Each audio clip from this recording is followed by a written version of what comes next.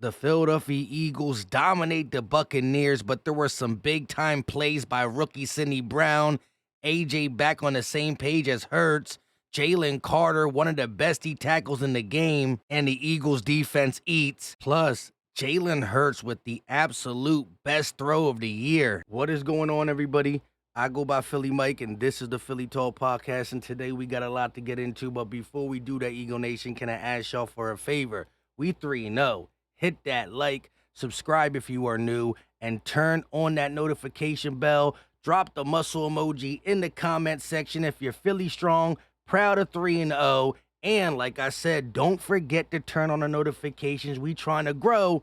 Notification gang. Let's get into it. So we all knew that AJ and Jalen were perfectly fine, and Hurts went to him early and often, and AJ Brown didn't let us down. The Eagles racked up 472 yards of total offense. AJ Brown accounted for a $131 receiving, and tell Sarah they're still a work in progress, and rightfully so. We know this offense has another level it can reach, right? The rushing game is on point. DeAndre Swift is really him. I'm sorry, we're not going to be able to go back to Kenneth Gainwell for a whole quarter. I understand using Kenny G sparingly, but you can't do it for like a whole quarter. I understand you want to keep both these guys healthy, especially Swift. And jumping over guys is not what you want to see from a guy who's injury prone. But Swift has 15 missed tackles in 2 games with the Eagles. Miles Sanders forced 31, 29, and 21 the entire 19, 20, and 21 season. Big difference. Swift does have the best O-line, and you can see some of these holes wide open. But when he has to do it in the open field, he's running through guys, he's making people miss, he's jumping over guys, and when there's a small hole or no hole, he has the patience, he has the vision, and he has that quick stutter step that you're going to see here, bang, bang, boom, and he's not afraid to use it. Again, health has been a factor for him. Looks like it's a factor for Kenny G, and who knows what's going on with Rashad Penny, so I know you got to utilize the back. I like the play calling. I didn't like one back, one quarter, next back, another quarter. I think you got to mix it up a little bit more, or at least keep the guy going who's hot, right? The play calling was good. I didn't like the idea to go for it on 4th and 2 with Kenny G after Swift was hot. I didn't like that if you're going for a 4th and 2, you throw it deep on 3rd and 2. However, this play from Jalen Hurts, the patience, the accuracy, the anticipation to Alameda Zaccheaus was beautiful. Hurts and Oz developing a relationship. He also caught a beautiful catch alongside of the boundary on a crucial 3rd down. But going back to this play, this is threading the needle. Now, this was Jalen Hurts' flu game, right? He threw for 277. He did have 2 INTs. Really wasn't his fault. They're going to count on his record, but miscommunication with Swift. Smitty don't go up and get it. Good play by the safety. It is what it is. Does Jalen Hurts throw that ball up to Smitty if the game is closer? Probably not. At the end of the day, playing with the flu, not just him, AJ, Kelsey, there was a bunch of guys. We still put in work. Things need to be fixed, but at the end of the day, the play calling looks a little bit better. The running game is so good. I'm not worried about the passing game because I don't believe we can't do it. I just believe we haven't had to do it, right? Let us be down by 7. Let us to be down by 3. I believe we call upon the passing game. Now, Sidney Brown on defense played 12 snaps, was targeted twice in coverage, 1 of 2, 1 yard, a half a yard per attempt, but a 56.3 rating when thrown at his way. But look at plays like this that get overlooked, right? Because they don't show up on the stat sheet. He takes his guy into the receiver and lets Bradbury clean it up. Sidney Brown had a clutch play that prevented a touchdown. This PBU versus Mike Evans wasn't easy, right? The simple fact that he had the instincts to get out there, the awareness while falling to reach up and take that ball out of his hand. Look at it in slow motion. A beast play.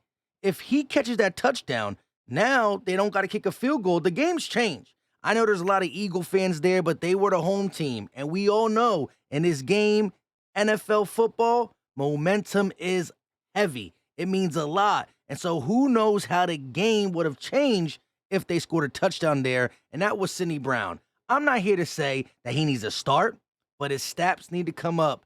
I would like to see him more in big nickel, some big dime, utilize his speed, tackling, and instincts, especially with the lack of linebackers on the field. Now, since we're talking about safety with Cindy Brown, let's stick with that position, talking about Blankenship. Another great game back from injury, and when the defensive line couldn't stop the run, which was rare, Blankenship in the box, knocking people on the ground, doing what he does best. We know he's a tackler, and he got ball skills, but he continues to show it.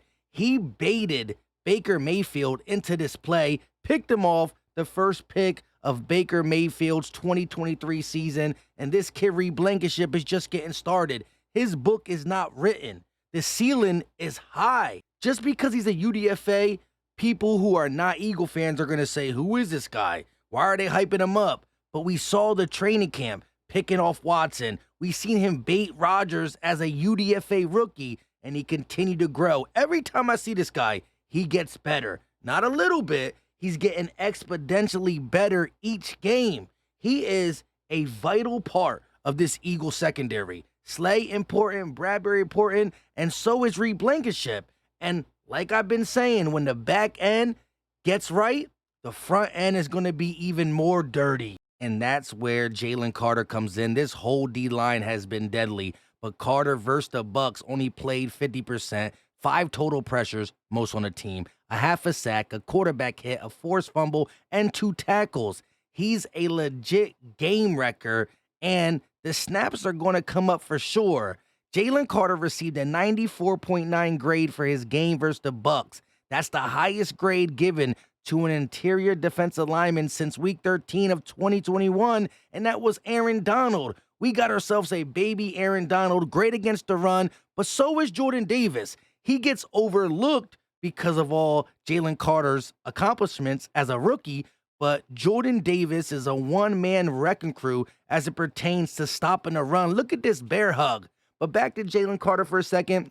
He literally keeps getting further away, separating himself for Defensive Rookie of the Year, and rightfully so. Look at the plays he's been making, not just this game, but in its totality. 3 NFL games, 1.5 sacks, 5 combined tackles, 2 tackles for loss, 2 QB hits, 2 forced fumbles, 15 total pressures, second amongst all DT, 6 pressures when double teamed, second in the NFL, all while playing less than 50% of the snaps.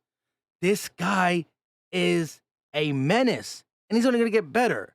Now, Nicholas Morrow's getting praised for getting a safety, and rightfully so. He snuck in there and got the big-time safety, but look who started it. Jalen Carter is taking a double team down. Nicholas Morrow's able to sneak through because of the double team. Look at the whole line collapse. Nicholas Morrow gets the tackle, but the line collapse. And if you looked on Jordan Davis' side, he's doing the exact same thing. You can't double Jordan Davis and Jalen Carter, especially when Fletch is playing great football for his age. Sweat coming off the edge, crazy. Now, Reddick has been quiet due to the hand.